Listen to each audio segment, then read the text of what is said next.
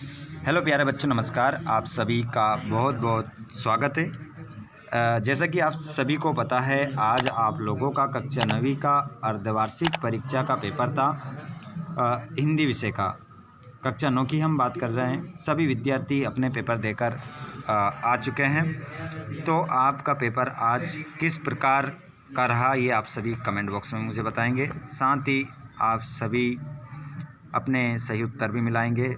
साथ ही मैं आप लोगों को ये बताने वाला हूँ कि आपने कौन से प्रश्न का क्या उत्तर लगाया है, उसके भी आप आंसर मिलाएंगे। और लास्ट में आपको कमेंट करके बताना है कि आपके 30 नंबर में से कितने ऑब्जेक्टिव वाले क्वेश्चन सही हुए हैं। चलिए अपने पेपर को उठा लीजिए अपने हाथ में और सभी सही उत्तर को मिला लीजिए। पहले प्रश्न का उत्तर आप देखेंगे, सही विकल्प चुनकर लिखिए। रस खान करील के कुंजों पर क्या न्योछावर करने को तैयार है। तो यहाँ पर आपका सही उत्तर हो जाएगा सोने चांदी के करोड़ों महल। सोने चांदी के करोड़ों महल आपका सही उत्तर हो जाएगा। अगले प्रश्न को आप देखेंगे, ग्रामीण जीवन पूर्ण रूप से आश्रित होता है। तो ग्रामीण जीवन पूर्ण रूप से जो आश्रित होता है वो होता है कारखानों पर, कृषि पर, सरकारी नौकरी पर, इनमें से कोई नहीं। तो सभी का आंसर क्या होगा, कृषि पर। अगला प्रश्न देखेंगे, एक ही वर्ण की एक से अधिक बार आवृत्ति हो वहाँ अलंकार होता है। तो यहाँ पर आपका आंसर हो जाएगा यमक, अनुप्रास, श्लेष, उपमा। तो करेक्ट आंसर हो जाएगा अनुप्रास आपका होगा। अगला प्रश्न है, किस पक्षी ने सालिम अली के जीवन की दिशा को बदल दिया। तो यहाँ पर आपका करेक्ट आंसर ही देख लीजिए आप, गोरैया आपका आंसर होगा। अगले प्रश्न को देखते हैं, रंगीला शब्द में प्रत्यय है।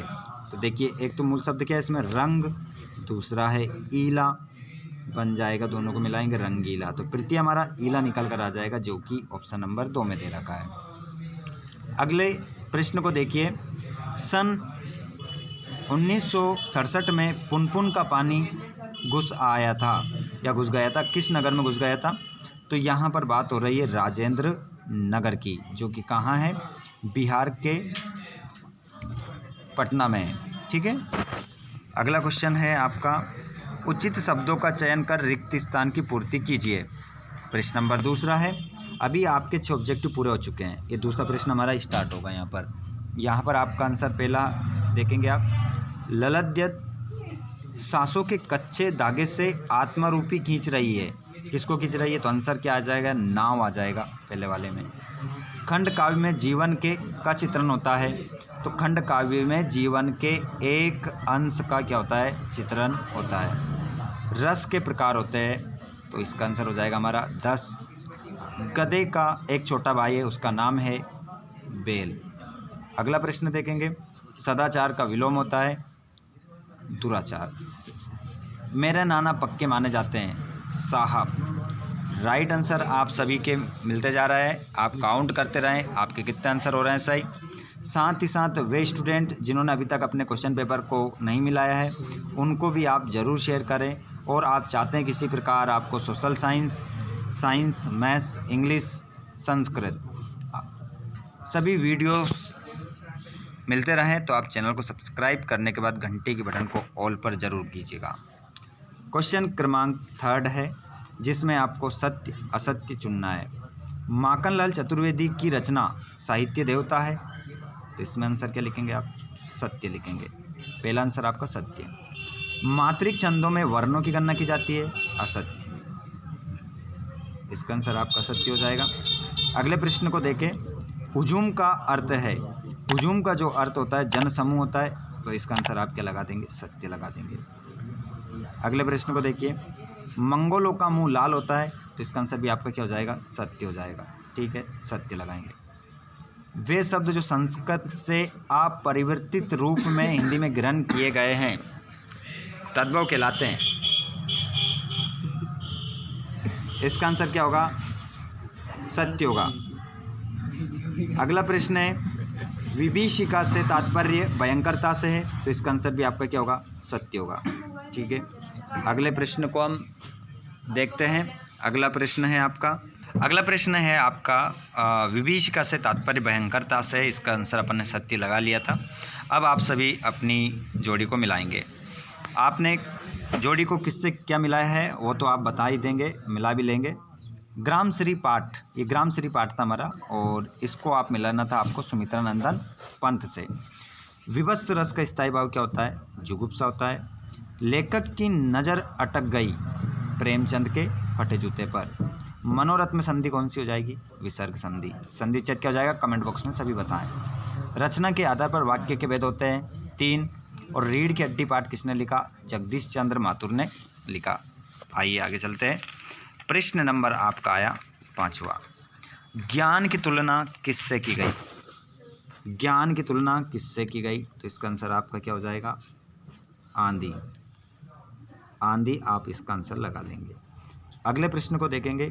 काव्य के कितने वेद होते हैं? नाम लिखिए। तो 2 वेद होते हैं, आप सभी जानते हैं, आपने पढ़ा होगा। काव्य के 2 वेद होते हैं, एक होता है दृश्य काव्य और दूसरा होता है श्रव्य काव्य। ये 2 प्रकार के हमारे काव्य होते हैं, ठीक है, नाम भी लिख दिए हैं। प्रश्न क्रमांक 2। श्यामाचरण दुबे ने किस विश्वविद्यालय से PhD की उपाधि प्राप्त की थी? तो इसमें लिखेंगे आप नागपुर विश्वविद्यालय से। नागपुर विश्वविद्यालय से उन्होंने PhD की उपाधि प्राप्त की थी। लोक में प्रचलित उक्ति को क्या कहते हैं? लोकोक्ति कहते हैं। लोकोक्ति आपका आंसर हो जाएगा। उसके बाद आप देखेंगे साक्ष्य पत्रिका में विशेषांक का नाम क्या है? तो इसका जो हो जाएगा वो साक्षी हो जाएगा, ठीक है। अगला प्रश्न है। इस जल प्रलय में पाठ में बाढ़ के पानी को कहा गया है? तो इसको कहा गया है मृत्यु का तरल दूत। क्या कहा गया है? मृत्यु का तरल दूत। मृत्यु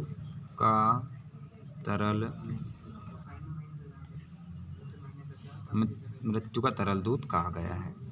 अब प्रश्न क्रमांक आप यहाँ पर 6 देखेंगे। ये 2 नंबर का प्रश्न था। यहाँ पर आपको पद्य साहित्य के इतिहास को कितने कालों में बांटा गया? तो इसका आंसर तो 4 हो गया।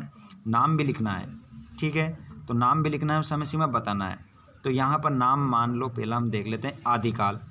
आदिकाल की शुरुआत हुई है 1050 से, तो 1375।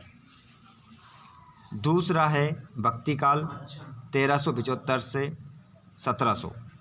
तीसरा है रीतिकाल 1700 से 1900। चौथा है आधुनिक काल 1900 से आज तक। नई कविता की विशेषता आपको बताना है। तो यहाँ पर 2 विशेषता हो जाएगी आपकी। लघु मानववाद की प्रतिष्ठा, नवीन बिंबों की खोज। इस प्रकार लिख सकते हैं। बाकी ये पूरा क्वेश्चन पेपर था, आपने कर ही दिया होगा। अंतर भी 2-3 इसमें आ गए थे, जैसे महाकाव्य खंड काव्य में अंतर है ना। बाकी पूरा क्वेश्चन पेपर बहुत ही ईजी था। कितने बच्चों को ये पेपर कठिन लगा है कमेंट बॉक्स में ज़रूर बताइएगा। पेपर बहुत ही आसान था, आप लोगों को अच्छे मार्क्स ज़रूर आ रहे होंगे। यहाँ पर आपसे पूछ रहा है मुहावरों लोकोक्ति में अंतर। मैंने बताया ना आपको 2-3 अंतर यहाँ पर आ गए थे। 2 नंबर यहाँ से आपके पक्के हो जाएंगे।